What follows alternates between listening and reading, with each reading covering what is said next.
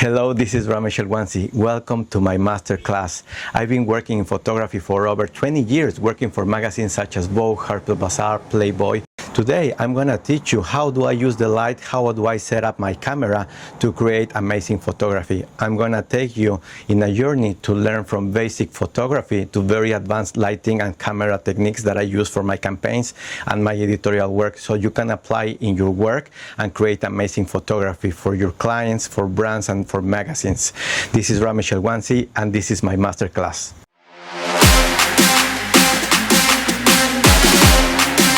For this bikini shoot I did in a beautiful beach in Brazil, I came to the location a few days before to check out the location, to look the specific places that wanted to do for that photo shoot, but especially I came to do a lighting scouting.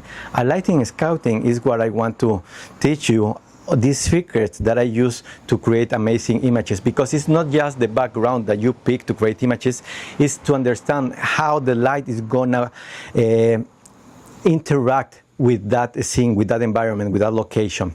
So I started working in a time of the day that the sun was a little bit high. Normally at that time, I know that it's gonna create shadows on the eyes that most of the time they don't look very good, the model, because it makes her eyes look very dark. So I pick a location in some rocks that the light was very bright at that time of the day, but I knew that I have some tricks to tell you about directing the model. So I knew that by asking the model to lift a little bit up her chin, the sun would come more straight to her. So instead of waiting more to the sun to come down and having her some shadows on the eyes, I asked her to move her face up a little bit. So I knew that it was going already to work. So I picked some rocks that I asked her to lean on the rocks to have the direction of the model already going up, so that the sun would come straight to her and give me fantastic natural lighting. So I use that technique a lot of times. It's not, instead of trying to bring a bouncer and trying to control the light in a very difficult way, instead of that, it's about understanding what position would work better for the model. So I was working with that very hard light, but I was able to get amazing pictures there. There was another moment of the photo shoot that I started getting a stripe of light in some rocks, and it was amazing because there was the ocean, some waves striking there, and the sun was coming straight to that part. So I asked the model to come there, but I knew that that was going to last maybe 5-10 minutes, not more than that.